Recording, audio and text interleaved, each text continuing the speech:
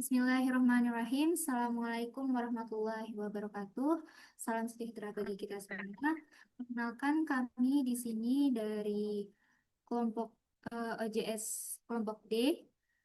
Izin mempresentasikan dan mendemonstrasikan serta menunjukkan hasil proyek OJS yang telah kami kerjakan selama 1 semester ini.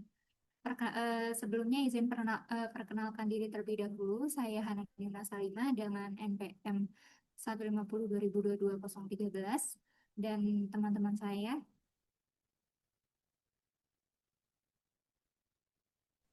Saya Latifah Arki dengan NPM 040.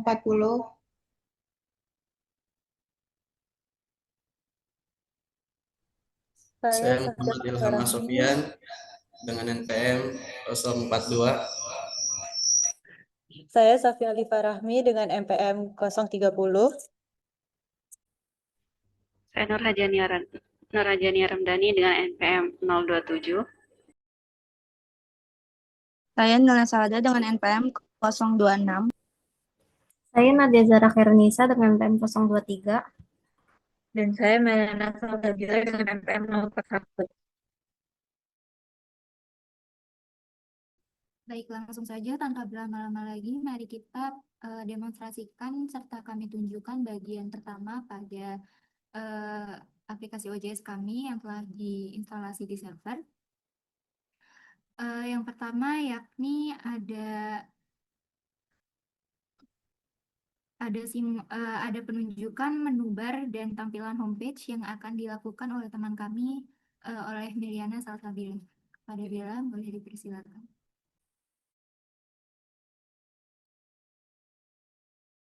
Tampilan homepage ini itu um,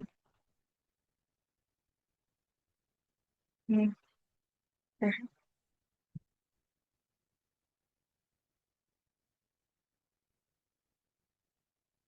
ya ini tampilan homepage dari OJS Libre Academia. Terdapat uh, maps, lalu ada logo YRC.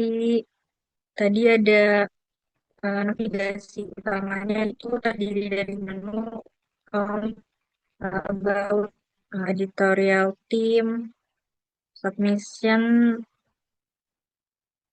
ya, editorial team, privacy statement, sama kontrak.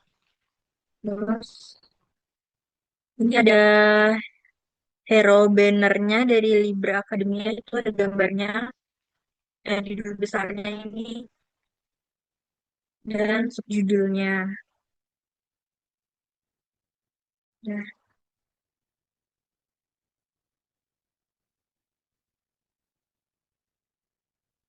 ya ini ada modenya, bisa diubah sesuai tampilan.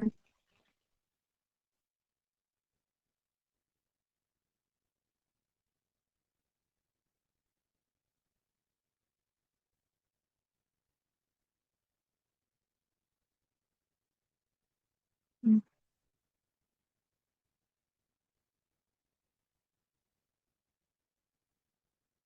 Ya, lanjut. Baik, terima kasih Bella atas menunjukkan menu bar dan tampilan homepage. Selanjutnya ada menu sidebar dan isinya yang akan dipresentasikan oleh teman kami Latifah. Kepada Latifah dipersilakan.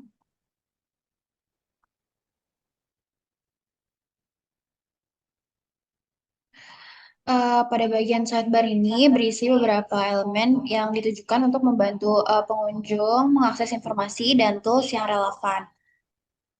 Berikut adalah menu utama. Yang pertama itu ada editorial team, ada reviewer, scope, review process, publication ethics, author's guide, plagiarism policy, copyright and license. Terus juga ada kontak us. Itu bisa dipencet WhatsApp-nya. Boleh nan pencet.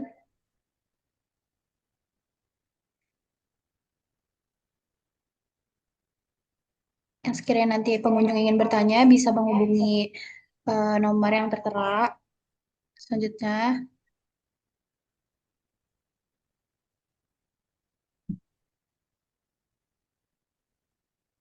ada recommended tools.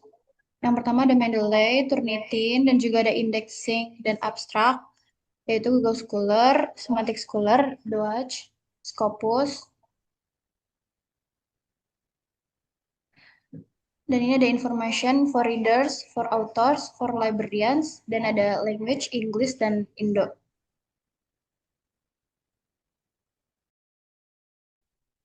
Baik, terima kasih banyak kepada Latifah, teman kami yang telah menjelaskan bagian menu sidebar secara rinci. Lalu kemudian ada proses halaman registrasi, sign up dan login yang akan dijelaskan oleh teman kami, Nur Haja Nia Ramdhani. Pak Dania, dipersilakan.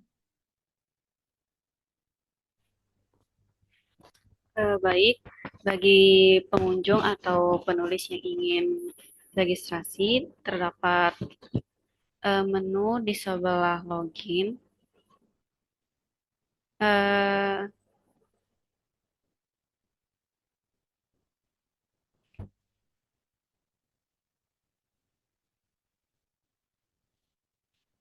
Oke, pengunjung hanya perlu mengisi yaitu given name, dan untuk family name ini hanya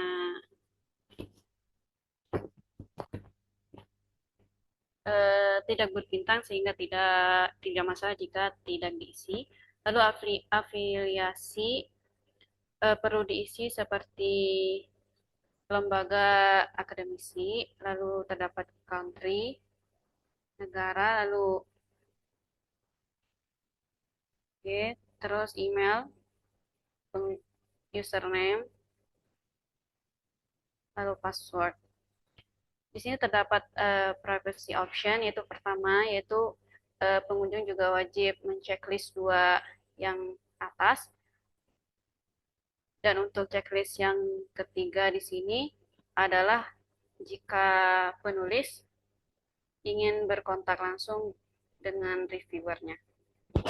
Namun jika penulis tidak ingin langsung berkontak, hanya melewati portal OJS, maka checklist ini boleh dikosongkan.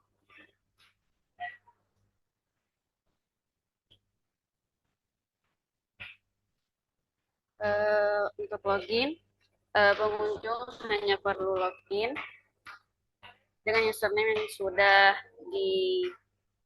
diisi dan password.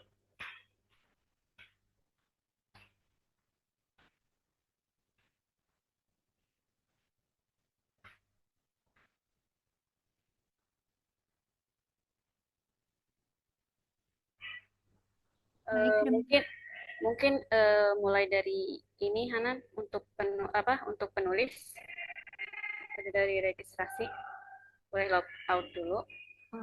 Disimulasikan ya.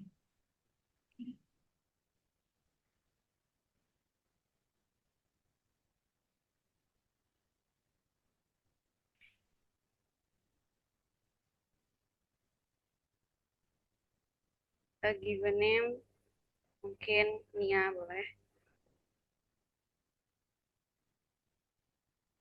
Lalu afiliasi Universitas Yarsi.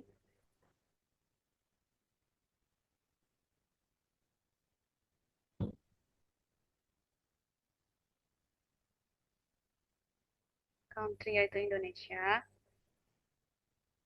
Email.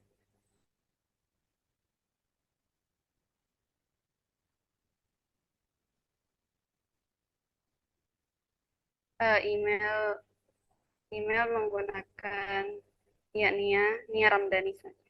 Nia Ramdhani.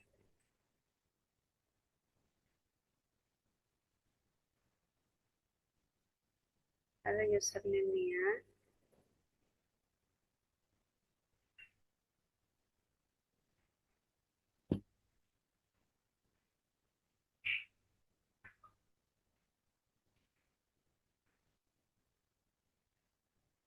Checklist, lalu registrasi. Ya, langsung registrasi. Jadi ketika login nanti, pengunjung atau penulis hanya bisa boleh login Hana?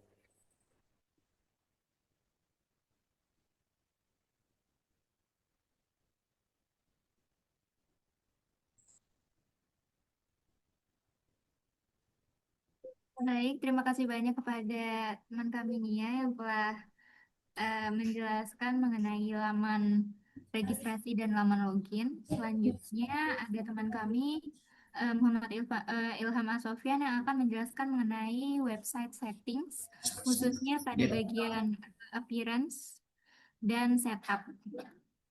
Pada Sofyan, kami persilahkan.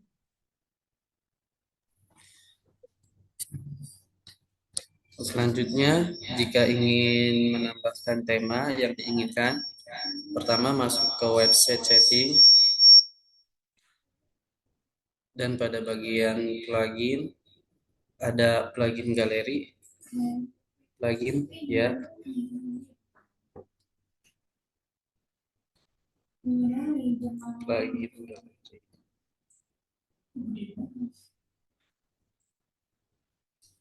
Nah, di sini kita bisa mencari tema yang kita inginkan. Lalu jika sudah di-download,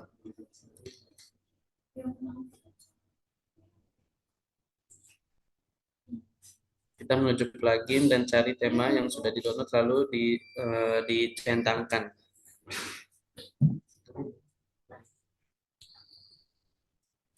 Sesudah dicentangkan, nanti pada menu arrange nanti pada bagian dem. Selanjutnya pada bagian appearance setup ini kita bisa memilih logo,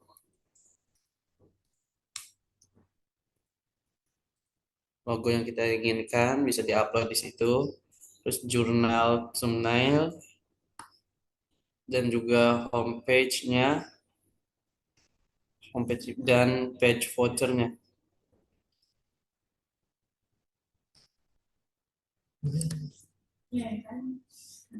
Nah, terus kita bisa save.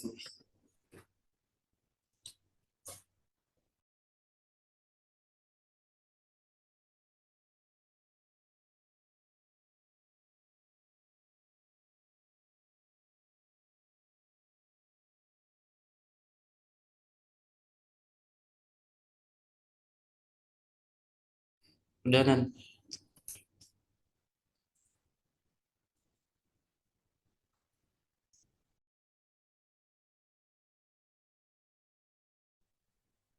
Pada yang setup,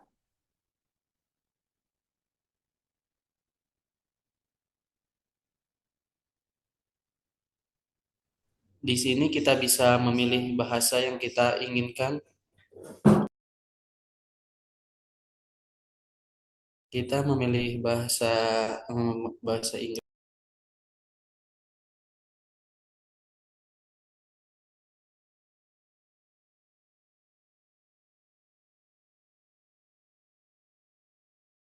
Next.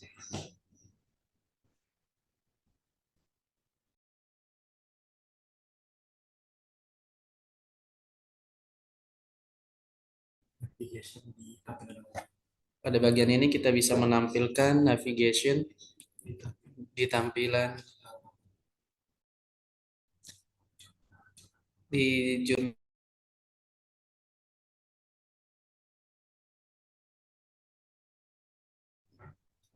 Next. Next.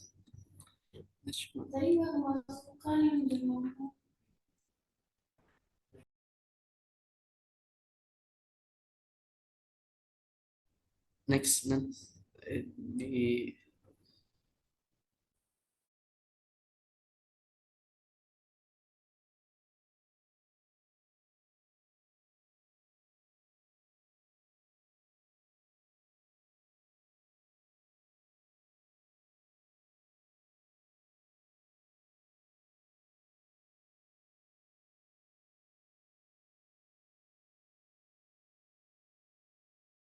yang bagian ini di bagian ini aku kurang paham nih.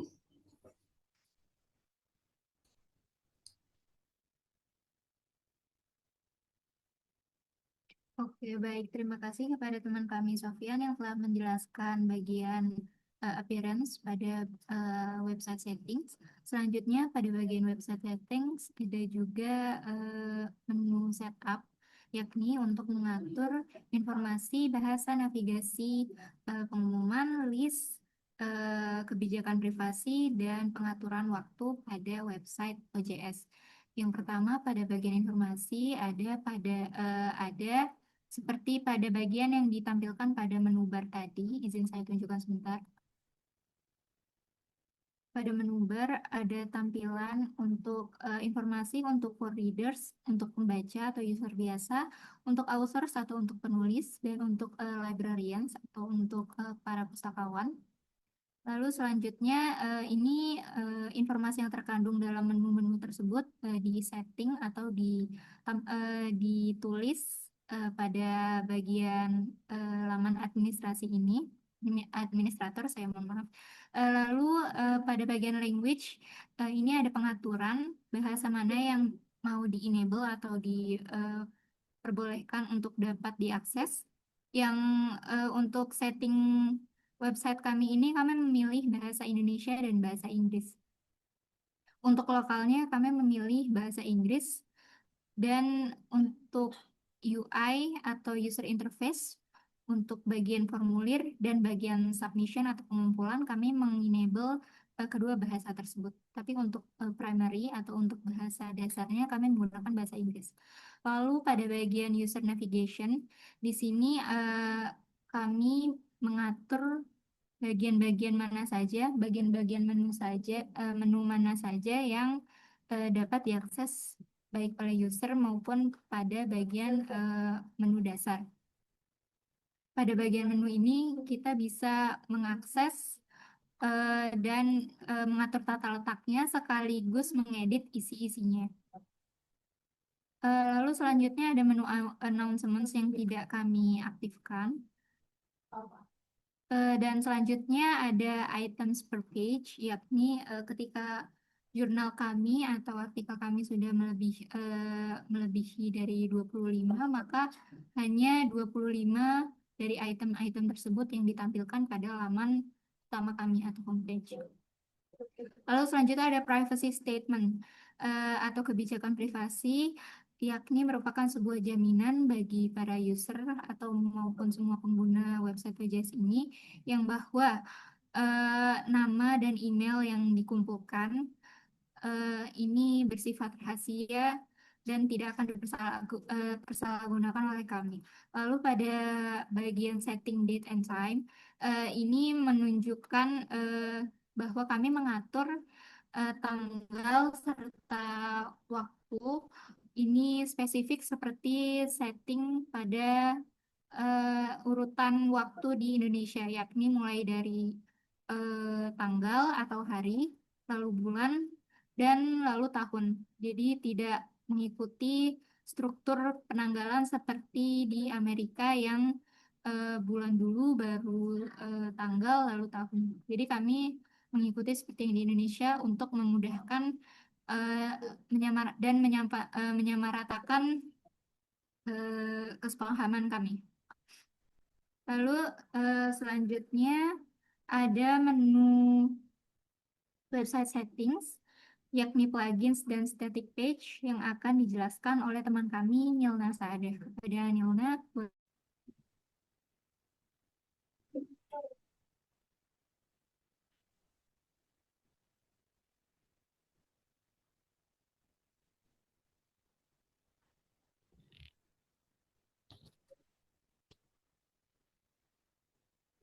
Oke, baik. Selanjutnya ada bagian website settings, yakni plugins dan static page yang akan dijelaskan secara singkat oleh teman kami, Nilna Saadah. Kepada Nina, boleh dipersilakan.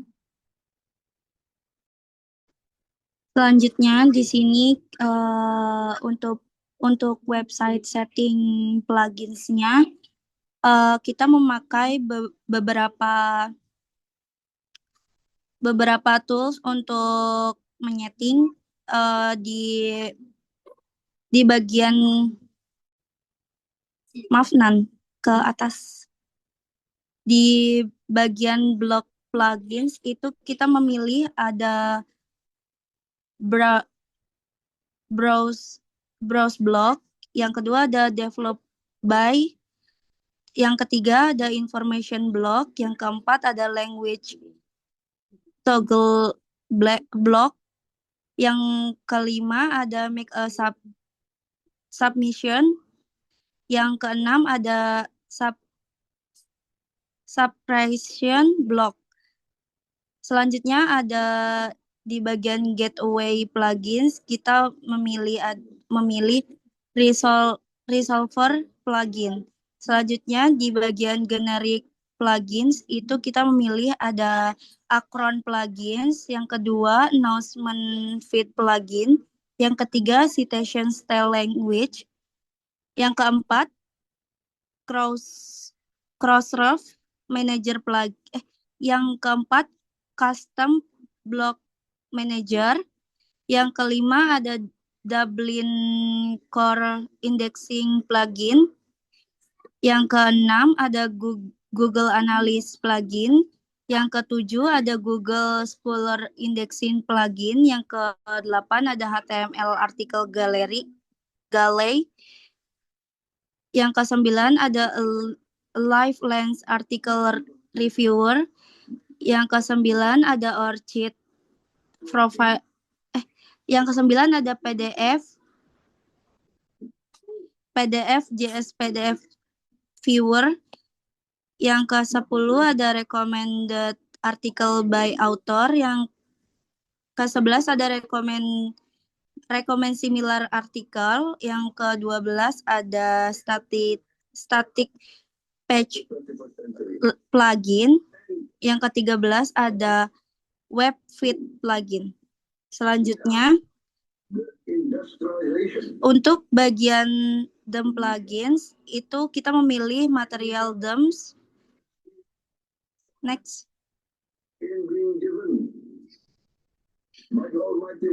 Selanjutnya di web setting static page itu kita menyeting ada reviewer, scope, review process, publication ethics, terus ada author guidelines, terus ada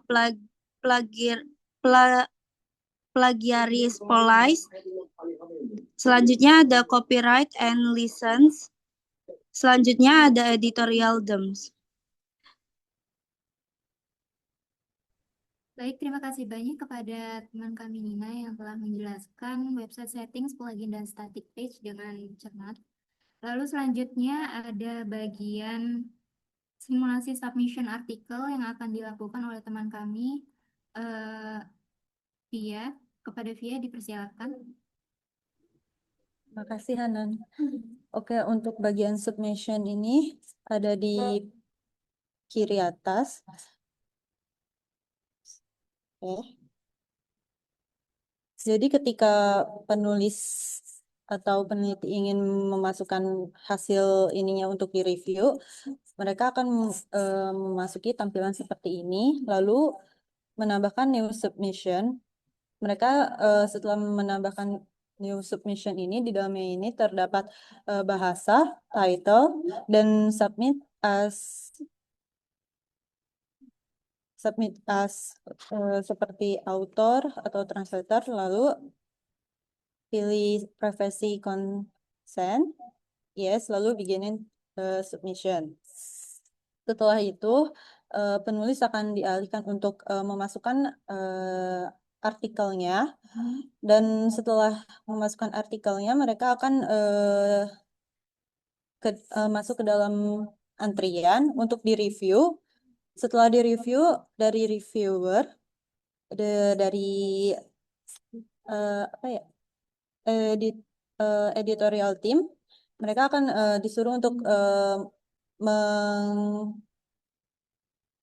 mengedit bagian yang salah, lalu kembali untuk dipublish. Dan jika sudah, mereka akan masuk ke dalam arsip dan akan dipublish ke OJS. eh, penjelasan untuk submission segitu. Terima kasih. Boleh lanjut. Baik, terima kasih banyak kepada Via yang telah menjelaskan bagian submission secara ringkas. Lalu selanjutnya ada bagian workflow yang berkaitan erat dengan bagian submission daripada artikel. Pada bagian workflow ini sebenarnya lebih berlaku kepada admin atau yang pihak berwenang daripada administrator, yakni untuk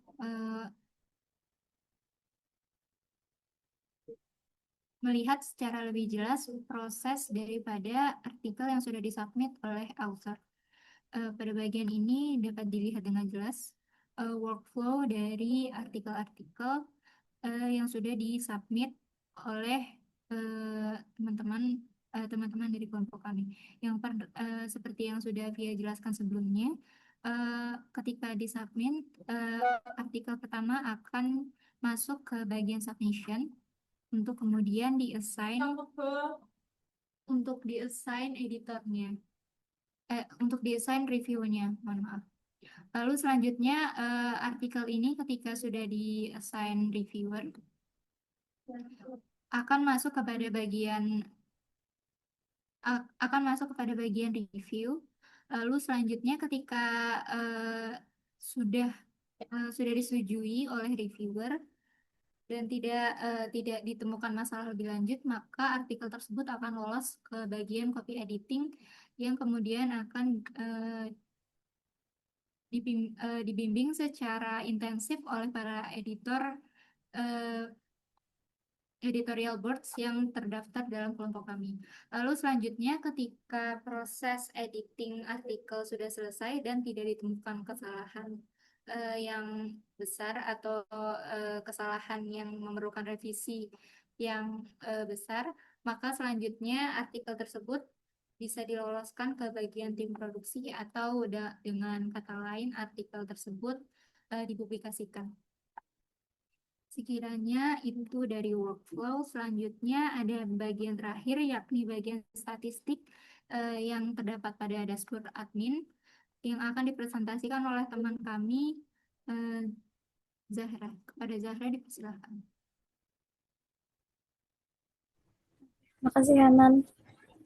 Kemudian di sini ada yang terakhir ada bagian settings yang dimana bagian ini kita bisa melihat menu statistik yang fungsinya untuk melihat data-data penting seputar jurnal kita. Misalnya di menu artikel kita bisa cek statistiknya artikel yang sudah dipubliskan mulai dari jumlah tayangan sampai unduhan. Lalu ada issues.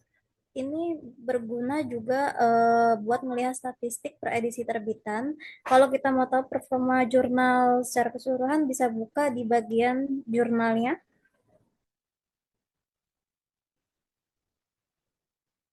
Nah, kemudian terus ada editorial activity-nya.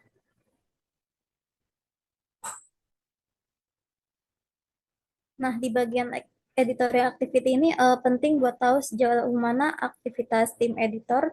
Misalnya beberapa banyak naskah yang lagi ditinjau atau yang sudah selesai. Kemudian di menu usernya. Nah, di menu usernya ini kita bisa lihat statistik pengguna, siapa aja yang aktif dan bagaimana interaksinya.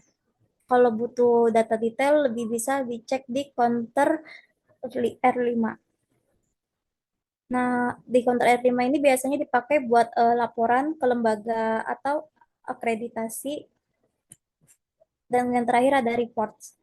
Reports ini di sini kita bisa ekspor data statistiknya jadi file biar gampang dianalisis atau dibagikannya. Baik, terima kasih kepada Zahra atas penjelasannya yang rinci. Sekiranya kurang lebih itu yang dapat kelompok kami tunjukkan dan demonstrasikan serta presentasikan. Apabila ada kurangnya kami mohon maaf. Semoga apa yang kami tunjukkan dan presentasikan dapat bermanfaat ujungnya bagi kita semua di kemudian hari. Wal hidayah. Wassalamualaikum warahmatullahi wabarakatuh. Saya izin untuk menutup presentasi kelompok OJSD pada hari ini.